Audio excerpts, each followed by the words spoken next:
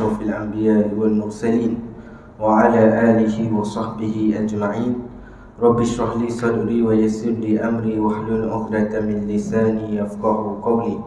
السلام عليكم warahmatullahi wabarakatuh. Alhamdulillah, syukur kita pada Allah Subhanahu Wa Taala, diizinkan oleh Allah Subhanahu Wa Taala untuk hadir ke dalam majlis ilmu ini untuk kita sama-sama memantapkan ilmu akidah kita sebagai suatu kewajipan yang mesti, yang wajib kita tunaikan, sebagaimana sabda Nabi sallallahu alaihi wasallam, talabul ilmi faridatun ala kulli muslim. Mempelajari ilmu itu fardu ke atas setiap orang muslim. Maka disebabkan itu kita wajib belajar. Wajib belajar di atas perintah Nabi sallallahu alaihi wasallam. Dan perintah Nabi itu tertuju kepada muslim. Nabi tak sebut syekh, Nabi tak sebut ustaz, Nabi tak sebut ulama tak. Nabi sebut muslim. Maka selagi kita muslim, maka kita kena belajar. Dan kita syukur pada Allah Subhanahu Wa Taala kerana kita berada di dalam negeri yang berfahaman ahli sunnah wal jamaah, di negara yang berfahaman ahli sunnah wal jamaah. Kerana apabila kita tidak berada di dalam negara ataupun negeri ahli sunnah wal jamaah, maka banyaklah kecelaruan dalam akidah, kekeliruan dalam akidah yang menyebabkan umat jadi keliru daripada ustaz-ustaz yang kelihatan seperti alim, hebat, tetapi mengelirukan umat. Maka sebab itu kita nak sebut tentang beberapa perkara. Hari itu pertama kali saya ceramah di sini, saya tegur ada ustaz yang mengatakan Asy'ariyah ni, kita lah ahli sunnah wal jamaah, akidah Asy'ariyah Maturidiyah. Mereka mengatakan Asy'ariyah ni umpama tiada Tuhan. Kerana kita ni sembah Tuhan yang tidak bertempat, tidak ada arah, tidak ada anggota, maka mereka kata kita ni sembah tiada Tuhan. Kita ni sembah kekosongan. Maka kita pun persoal, kenapa kamu kata begitu? Adakah kamu tidak faham teks-teks ahli sunnah ataupun tidak? Kerana di dalam perbahasan pertama dalam akidah kita menyebut tentang sifat wujud, iaitu sifat menyabitkan kewujudan Allah Subhanahu Wa Taala. Tidak ada orang nafi kewujudan Allah. Cuma bezanya kita dengan golongan mujassimah adalah mereka mesti menyabitkan jihad, mesti menyabitkan arah dan tempat. Kita kata tak, Allah wujud, tidak bertempat, tidak ada arah, tidak ada anggota. Kerana kewujudan Allah ni bukan jisim. Allah Subhanahu Wa Taala bukan jisim. Yang kamu duk banding di dalam keduniaan itu jisim. Mesti ada arah, mesti ada tempat, mesti itu dan ini, itu jisim. Maka Allah Subhanahu Wa Taala bukan jisim. Sebab itulah kita mengaji sifat 20 ni nak memantapkan akidah. Kalau tak mantap akidah, maka mudahlah berlaku kecelaruan. Sebab itu kita dalam sifat 20 ni kita sebut Allah wujud. Makhluk itu pun wujud. Cuma makhluk itu dia panggil wujud yang tidak hakiki, wujud yang ghairu zati. Wujud ghairu zati itu istilah mungkin lebih mudah tuan-tuan faham. Wujud Allah wujud zati, wujud yang mana tidak perlu kepada pencipta. Itulah wujud Allah. Adapun wujud kita, wujud yang ghairu zati. Maka apakah yang dikatakan wujud ghairu zati? Itulah makhluk, itulah alam, itulah segala perkara yang selain daripada Allah Ta'ala. Dalam sifat 20, kita diperkenalkan dengan beberapa istilah yang merujuk kepada makhluk. Apa dia? Makhluk. Makhluk ni common, semua orang faham. Dia bukan terhenti makhluk saja, dia ada hawadith, iaitu sesuatu yang baru, merujuk pada makhluk juga, tetapi dalam konteks berbeza. Kita sebut juga mungkinat, sesuatu yang boleh ada, boleh tiada. Kita sebut juga alam, iaitu ma siwallah. Alam ma siwallah, selain daripada Allah, semuanya dipanggil alam. Dan kita sebut juga kainat, sesuatu yang Allah Ta'ala jadikan. Ini semua nama-nama bagi makhluk. Ada orang kata, pasal apa banyak sangat nama makhluk ni? Tak pelik tuan-tuan. Kita di sini, kita sendiri adalah makmum, ada imamnya. Kemudian bila kita balik, jumpa dengan orang sebelah rumah, kita ni jiran. Buka pintu, jumpa anak, kita ni bapa. Kemudian masuk lagi, jumpa isteri, kita ni suami. Esok pergi kerja, kita ni adalah pekerja. Ada bos kita, ada majikan kita. Nama berbeza, tetapi merujuk pada orang yang sama. Cuma konteks berbeza. Itu sahaja. Jadi makhluk itu pada iktibar dia tu diciptakan makhluk. Mungkinat pada iktibar ianya boleh ada, boleh tiada. Kita dulu tiada, sekarang ada, akan berlaku tiada balik, kemudian diadakan balik. Itulah sesuatu yang dipanggil mungkinat. Kemudian dipanggil hawadis, kerana dulu tiada, sekarang ada. Dipanggil sebagai alam kerana Allah wujud, maka selain daripada Allah dia panggil alam. Wujud juga, tapi selain daripada Allah Ta'ala dia panggil alam. Kainat kerana Allah Ta'ala jadikan dia. Itu semua merujuk pada makhluk. Jadi inilah pentingnya belajar sifat 20. Saya nak tanya dalam perbahasan sifat 20 yang saya sebut tadi, manakah yang asal daripada pahaman falsafah Yunani kuno? Ada fahaman daripada ahli falsafah mana-mana? Tidak ada. Itu semua menjelaskan tentang akidah dan menjelaskan tentang mengenal makhluk, maka kita kenal Allah. Inilah yang kita belajar dalam sifat 20. Maka orang yang anti sifat 20, benci sifat 20, tak nak ajar, tak nak belajar sifat 20, maka akidah dia akan pening lah. Akidah dia akan pening. Pening macam mana? Mereka susah dalam menentukan akidah mereka. Contoh dalam isu Allah Subhanahu Wa Taala. Ada orang tanya, Allah di mana ustaz?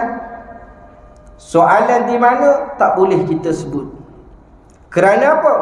Di dalam kitab Safinatun Najah, penulis telah mengatakan, man taraka arba'a kalimatin kamula imanuh.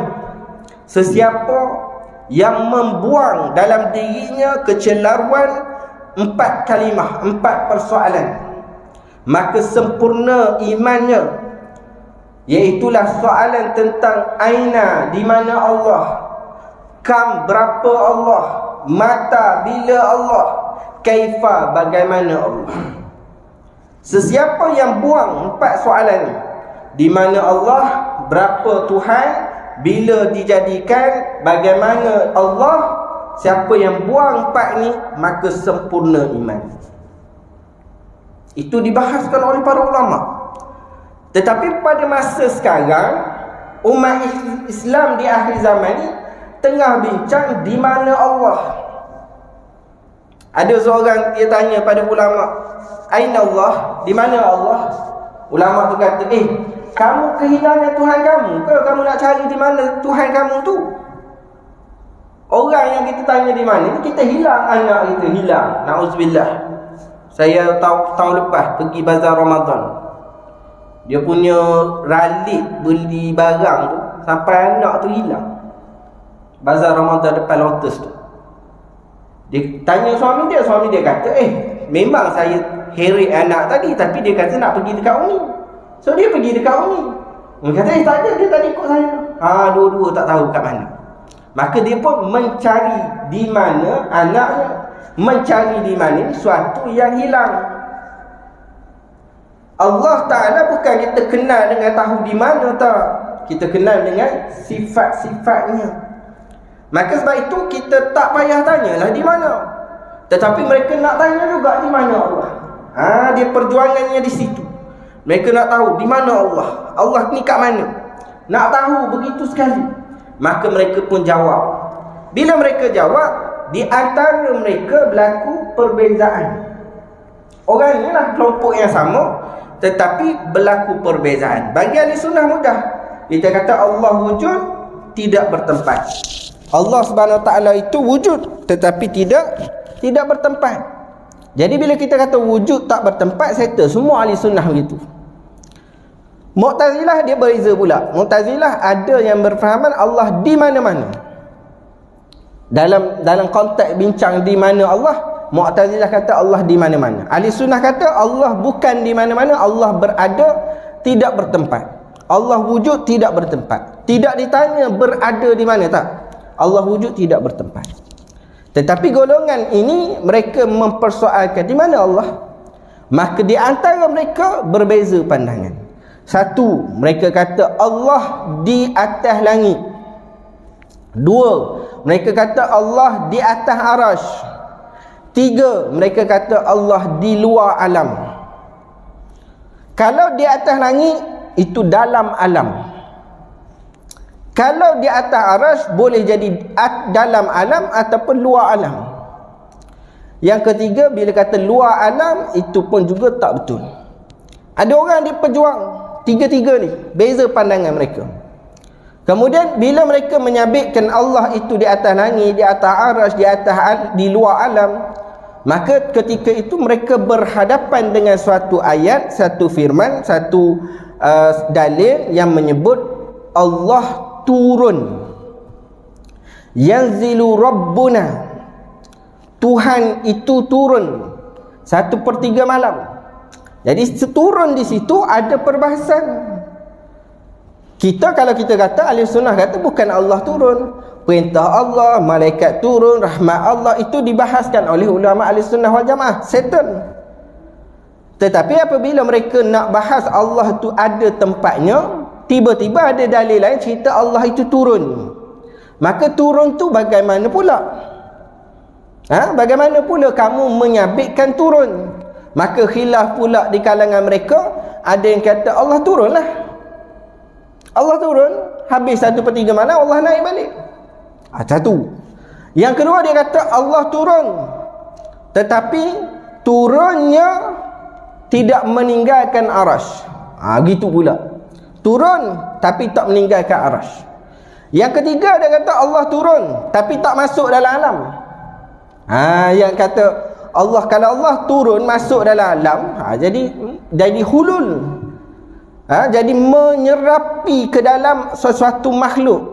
Itu akidah batil, semua orang sepakat benda tu. Sekarang bila kata Allah turun, dia kata tak, Allah tak turun, tetapi Allah merapatkan dirinya daripada luar alam, merapatkan dirinya kepada alam. Pening dia orang ni. Dan dalam hadis sebut menturun ke langit dunia tu macam mana? Turun ke langit dunia daripada atas arasy ataupun luar alam, turun ke langit dunia. Baik, tu akidah mereka ni pening. Ada yang kata betul turun, habis itu masa turun tinggal arasy. Ada satu begitu. Habis tu kalau turun, Allah turun tapi tak tinggal arasy. Tu ulama ketika membahaskan tentang yanzilu rabbuna, mereka tak bahas panjang. Mereka kata beriman je.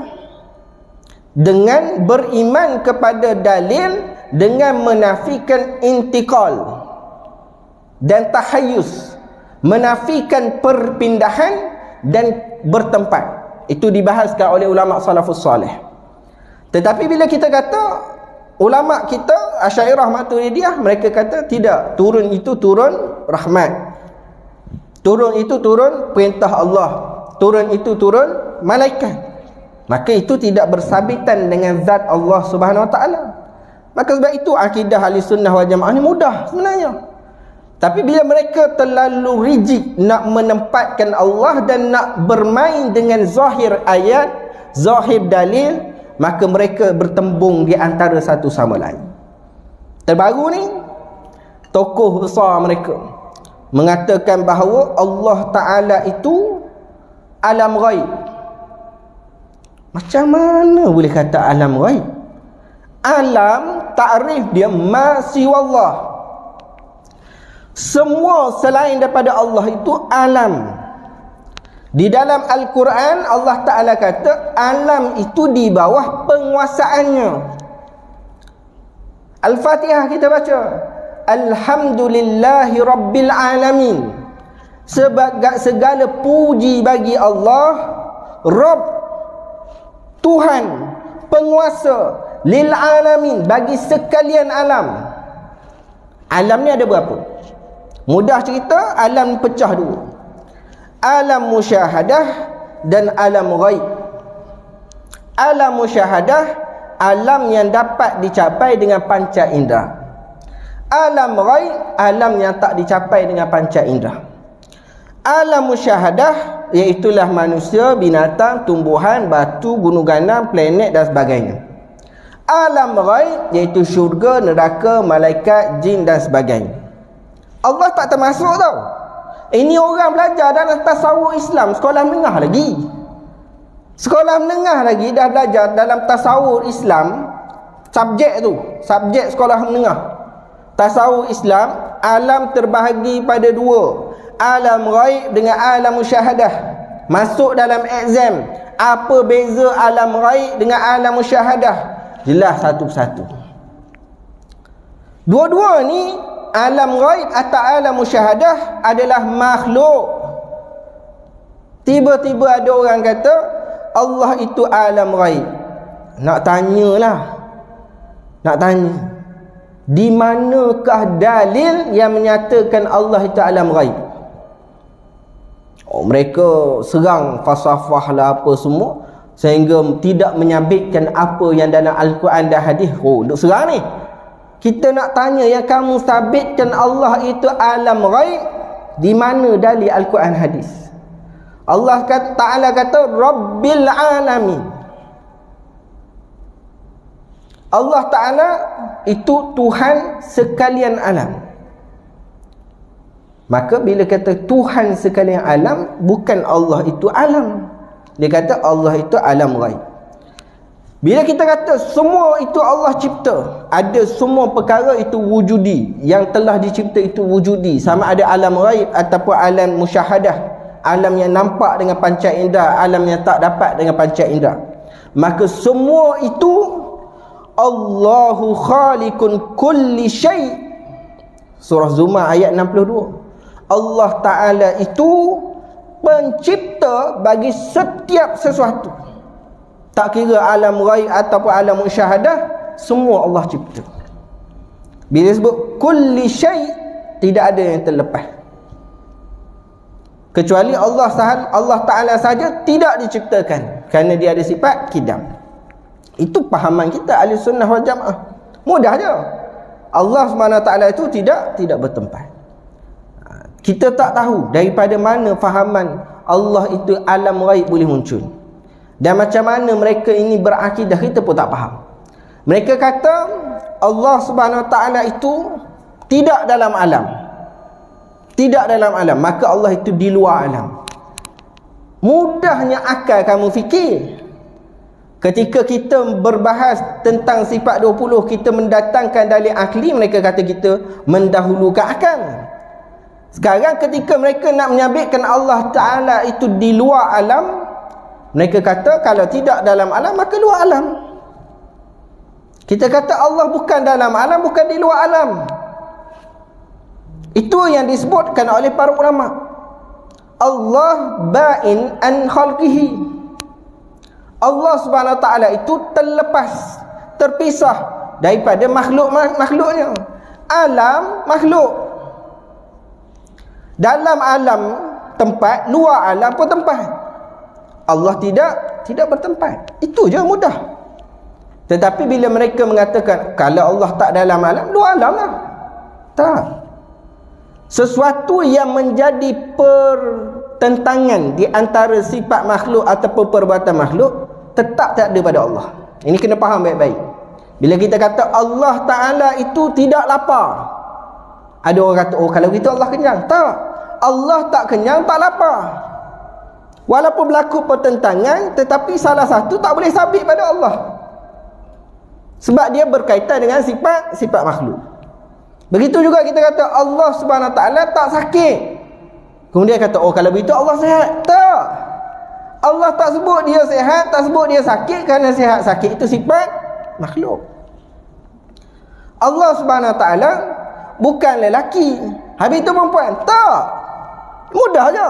Semua yang berkaitan dengan sifat makhluk tidak boleh kita sabitkan dua-dua atau salah satu, tak boleh. Kecuali apa yang Allah sabitkan sahaja. Sebab tu bila kita kata Allah Ta'ala tidak di luar alam, tidak di dalam alam, tidak bertempat, tidak ada masa, kerana kita kata Allah Ta'ala itu bukan makhluk. Segala sifat itu sifat makhluk. Bila kita kata makhluk, sekarang ni kamu tidur ke jaga? Tidur ke jaga? Ada yang tidur, ada yang jaga. Allah Ta'ala tidak disebut bahawa dia tidur. Tidak disebut dia mengantuk. La ta'khuzuhu sinatun wala naum. Apa maksudnya? Maksudnya Allah Ta'ala sentiasa mentadbir. Yang dikatakan jaga apabila orang tu boleh tidur ataupun boleh mengantuk. Tetapi Allah Ta'ala tidak tidur dan tidak jaga kerana itu bukan sifat dia. Sifat dia sentiasa Al-Qayyum, sentiasa mentadbir alam. Ini dibahaskan oleh para ulama. Mudah je sifat 20 ni. Maka sebab itu bila kita kata Allah tidak di luar alam, tidak di dalam alam, itu kerana sifat makhluk. Luar dalam ni, kedudukan itu adalah makhluk. Allah bukan makhluk. Maka Allah tak di luar, tak di dalam. Itulah yang ulama sebut di dalam kitab, di dalam perbahasan Darul Ifta Jordan. Beliau menyebut, ada soalan tanya, apakah tafsir kepada Allah ba'in an khalqihi? Apa maksud Allah Ta'ala itu terlepas, terpisah daripada makhluknya? Maka dijawab dalam Darul Ifta ini, ba'in an khalqihi ni ada dua makna. Satu makna itu betul, satu makna itu salah. Yang makna betul itu adalah kita kata Allah Subhanahu Wa Ta'ala tidak sama dengan setiap sesuatu daripada makhluknya, tidak ada yang menyamainya, tidak disifat dengan di atas alam ataupun di luar alam atau di antara alam, tak. Itu makna yang betul. Bukan atas alam, luar alam, dalam alam, tak. Allah tak sama dengan makhluk, tidak bertempat. Ada pun makna yang kedua, makna yang salah itu adalah mereka mengatakan Allah di luar alam. Allah ada tempatnya di luar alam. Luar alam. Maka bila kata luar alam, maka timbullah satu istilah baru, dia panggil makanul adami. Makan, tempat, adami, tiada. Baik, saya nak tanya, tempat tu ada ke tiada? Adalah, tempat tu tempat Allah. Tapi tempat tu namanya makanul adami, tempat yang tiada. Oh, tiada, jadi tak ada lah. Tak ada. Cuma tempat tu namanya tempat yang tiada. Kamu nak cakap apa ni? Kejap ada, kejap tak ada. Macam mana ni? Ini orang panggil orang berfalsafah ni. Mereka tuduh kita falsafah, tapi dia punya falsafah celaru. Sebab apa? Nak kata di luar alam tu itulah makanul adam. Itu dibahas oleh ulama Asy'ariyah, itu khalaq. Ketiadaan apa-apa. Itu bukan akidah Ahlussunnah wal Jamaah. Kerana Allah Ta'ala ni tidak disebut mana-mana tempat, mana-mana keberadaan, tidak sebut. Tapi mereka dalam memahami Allah ba'in an khalqihi ini, mereka kata Allah di luar alam. Maka akidah berkata di luar alam masih menempatkan Allah. Kenapa jadi macam tu? Darul Ifta dia jawab. Dan dalam Darul Ifta dia kata masalah jadi macam kerana mereka terlalu waham, akal mereka terlalu cenderung untuk menyabitkan sifat-sifat jisim bagi Allah. Mereka tak tanzih totally. Mereka tak menyucikan Allah Ta'ala totally. Dalam keadaan mereka nak kata Allah tak sama dengan makhluk, tetapi sifat-sifat makhluk masih disabitkan pada Allah. Ini yang jadi masalah begitu. Yang jadi masalah orang celaru ni kerana tidak boleh tanzih, menyucikan Allah Ta'ala 100%. Mereka ada masih lagi penyamaan dan penyelupaan di situ. Walaupun berapa persen, 1, 30, 40%, masih ada lagi penyamaan. Maka sebab itu akidah seperti ini ditolak. Ditolak. Sepatutnya kalau kamu nak kata Allah Ta'ala itu berada di makanul adami, apa beza dengan Allah Ta'ala tak bertempat? Allah berada di satu tempat yang tiada. Sebenarnya satu putar belik yang terpengaruh dengan golongan falsafah yang nak menolak akidah yang benar Allah Ta'ala wujud tidak bertempat. Sebab tu bila mereka kata Allah Ta'ala itu di luar alam, kita kata kalau begitu Allah Ta'ala di luar alam. Sebelum Allah Ta'ala jadikan alam, Allah di mana? Kalau di luar alam sekarang, sebelum dijadikan macam mana? Oh, dia kata ni soalan bid'ah. Kenyataan dia itulah bid'ah yang membuahkan soalan baru. Kita kata Allah wujud tak bertempat dulu, kini dan selamanya. Kerana Allah Ta'ala tu tak berubah-ubah. Betul orang mengaji kitab hasyiah, kitab hasyiah akidah yang tinggi. Kalau kitab Jawi ada kitab Aqidatun Najin, menyebutkan bahawa al-alamu mutaghayyirun wa kullu mutaghayyirun hadisun. Alam itu berubah-ubah dan setiap yang berubah-ubah itu baharu. Alam ni berubah. Sebab tu dia, kalau kita sebut galaksi kita ni, para saintis kaji, dia kata galaksi ni sentiasa berkembang. Semakin jauh. Setiap tahun semakin jauh. Bila ahli falak dia tengok, dia cerap satu bintang, dan bintang itu dia dapati setiap tahunnya makin jauh. Maknanya alam itu berkembang, sentiasa berubah. Itu alam angkasa raya. Maka seluruh alam juga, makhluk-makhluk yang kecil-kecil ini dipanggil alam juga berubah-ubah. Maka setiap yang berubah-ubah itu adalah baharu. Kerana yang mengubah itu Allah Ta'ala. Allah bukan alam. Tapi dia kata Allah alam ghaib. Macam mana kamu ni? Benda basic ni, budak sekolah menengah belajar dah. Budak sekolah menengah dah belajar, Allah Subhanahu Wa Ta'ala itu bukan alam. Kerana alam itu jelas, takrif bagi alam itu masih wallah selain daripada Allah Subhanahu Wa Ta'ala. Ini akidah kita. Balik pegang betul-betul. Habis itu macam mana dengan ayat-ayat yang menyabitkan Allah di langit, dalil-dalil menyabitkan Allah Ta'ala itu di atas dan sebagainya? Para ulama pecah pada dua. Satu tafwid, satu lagi takwil. Bila kata tafwid, bila kata Allah Ta'ala itu tinggi di atas semua keadaan begitu, adalah merujuk kepada makanah, kedudukan. Bagaimana kamu faham Allah? Allah ni tinggi ya. Tinggi itu mana? Mengagungkan Allah. Kedudukan Allah tu dari segi kedudukan, makanah, martabat, tidak tertanding. Yang kita baca apa? Allah Ta'ala itu maha tinggi. Maka kita kata maha tinggi itu bukan tinggi tempatnya, tetapi tinggi kedudukannya. Macam kita gurau dengan kawan kita, elok sikit kawan tu, dia orang pangkat tinggi sekarang. Pangkat tinggi tapi tengok rendah aja dia. Bukan diri dia tinggi, pangkat dia tinggi, orang tinggi, orang besar. Kita sebut orang besar kadang-kadang. Ni orang besar ni nak datang kampung kita, tengok kecil je orang tu. Tak, bukan besar saiz, tetapi pangkatnya yang besar. Sebab tu bila kita sebut berinteraksi dengan kecil, dengan besar, tinggi dan sebagainya, tak semestinya saiz. Kalau jisim dia saiz, tetapi bila kita sebut tentang tinggi, besar, itu tak semestinya tempat, saiz, tak semestinya jisim orang tu. Kita mungkin membicarakan tentang kedudukan. Itulah yang kita kata, ulama-ulama kita kata, bila sebut Allah Al-Ali, Allah Al-Kabir, kita takbir Allahu Akbar.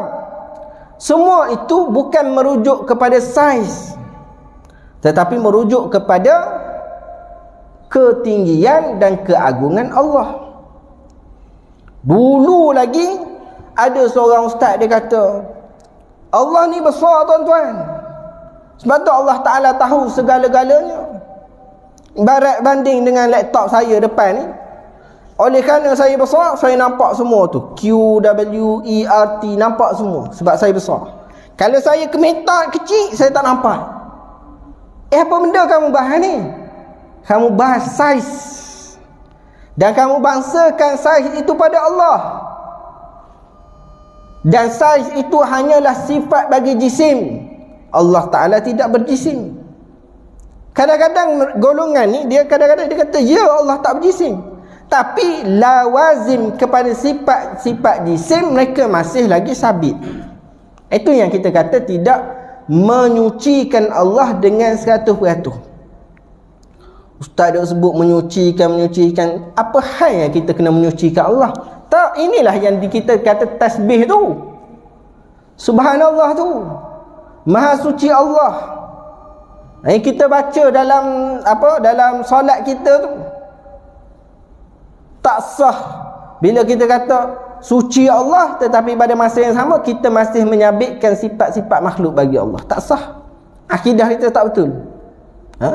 Sama ada dia membawa kepada kefasikan, ataupun membawa kepada ahli bid'ah, ataupun kadang-kadang kalau berat sangat boleh membawa kepada kekufuran. Sebab tu akidah seperti ini memang orang kecelaru. Sehingga ada orang menyabitkan Allah Ta'ala itu, dia punya tinggi di atas arasy, maka seseorang yang naik kepada tempat yang tinggi, maka dia lebih dekat dengan Allah. Dia punya tahap macam tu.